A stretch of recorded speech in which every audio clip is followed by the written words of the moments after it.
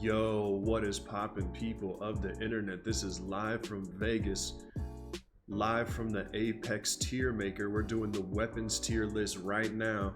I'm also recording a new map points of interest tier list and a characters tier list video. And I'm gonna throw all three of these tier lists in a playlist. Link in the description down below if you wanna watch all three, because they're gonna be solid, real facts on what's good in the new Season 7. If you're a brand new viewer, you might be asking yourself, why should I listen to this dude? It's simple, because it's Apex Predator season every season, murder season every season.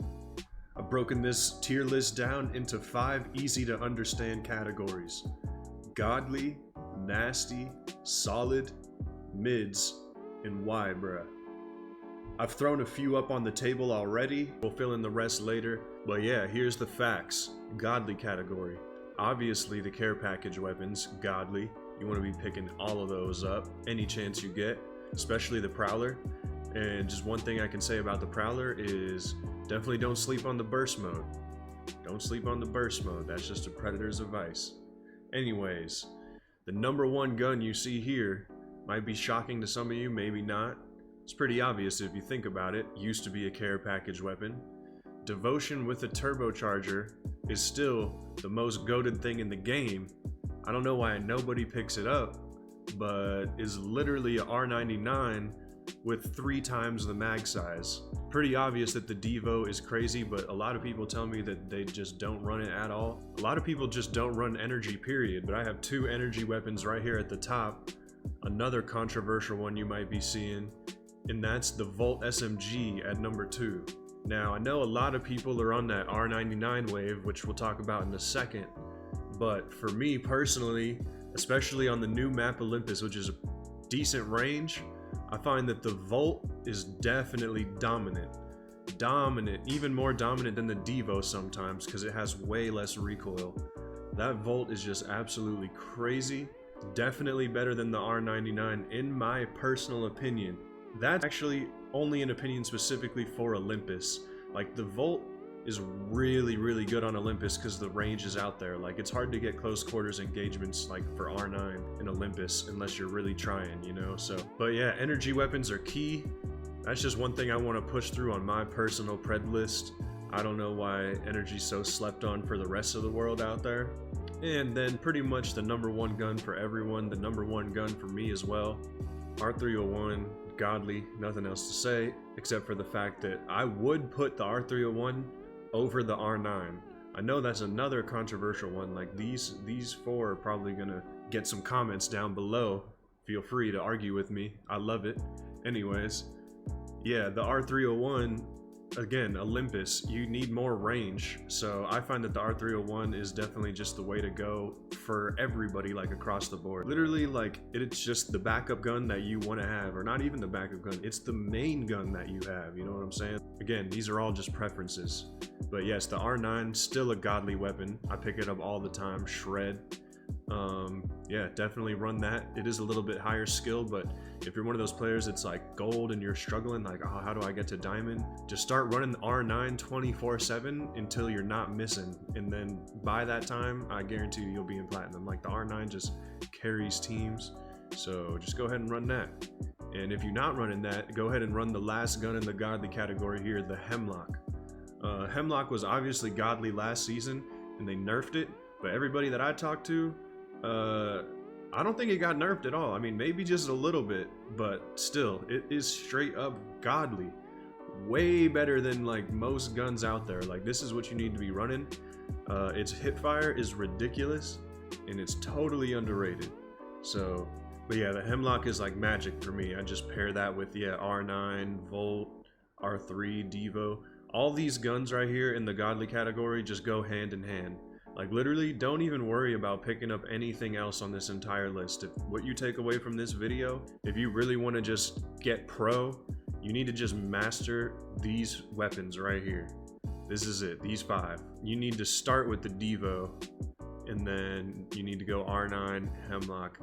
These boys are just easy to control, so you go work with those last.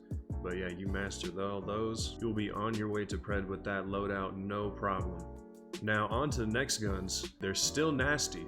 They're just not godly, but they're nasty. Flatline, definition of nasty. I picked this gun up a lot, but to me it's just not a godly gun. Like sometimes I get killed with this gun and I'm like, bruh, if I just had a R301, like I would have clipped that dude, destroyed him at that range. Like its range just really lacks. Its hip fire is pretty good though. So, but even then, all these other guns have better hip fire. Even the Hemlock has better hip fire than the Flatline, low-key. The Hemlock is crazy with the hip fire, so I don't know. Flatline just nasty. That's all I can say about it. It's not godly, it's nasty. If you're running that, no shame in your game, brother. Keep it up. Next gun, Mastiff. Obviously the Mastiff has huge damage capabilities. If you know how to use this gun right, it could be godly, but to me, this isn't something I would pick up. Like even these guns in the nasty category, I rarely pick up. It's just these 5. So yeah, Mastiff though, no shame in your game still. I know tons of people that destroy with this gun. 2 shots, rock that and clap them cheeks. Next up, I just had to throw this one in to piss everybody off.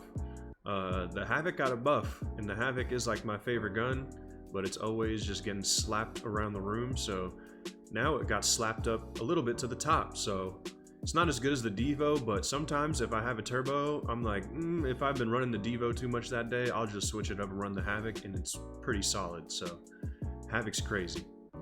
And the last weapon in the nasty category is going to be the P2020 Hammer Point. Pretty slept on, but you do see some people running it. I don't know why it's always lifelines. Can someone in the comments below tell me why every single lifeline, when I see them, has a P2020? Nobody else?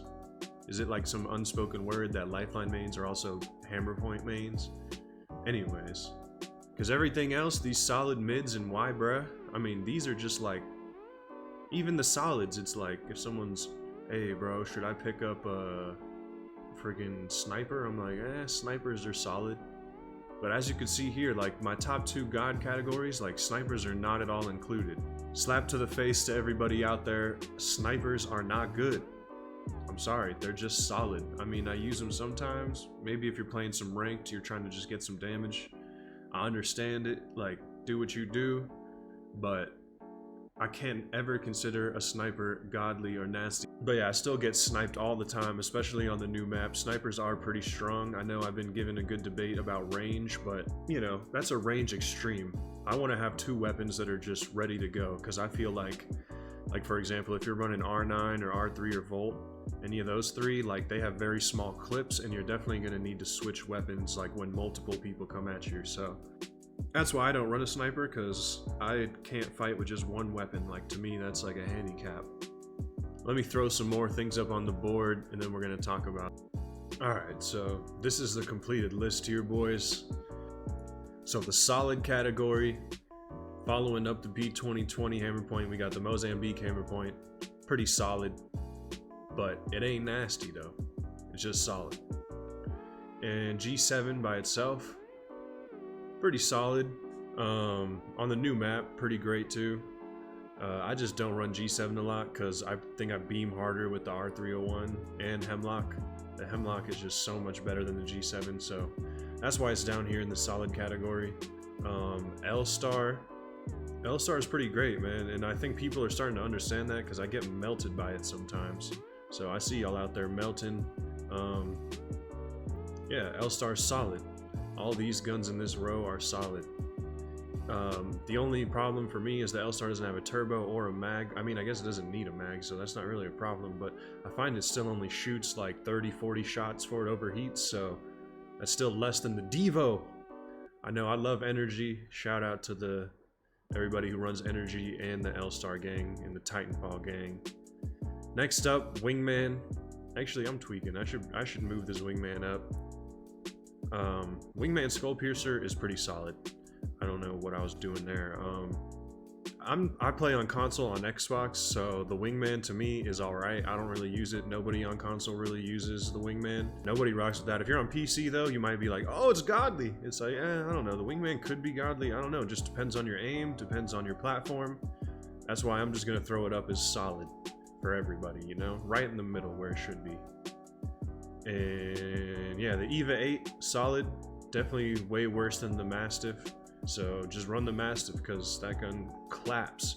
And the Eva takes like 7 shots to kill somebody. So just don't use that one. Sentinel is, I think, the new powerhouse sniper over the triple take. Because they buffed the Sentinel pretty hard with those amp rounds. It can one-tap somebody with a blue. So that's ridiculous in the head.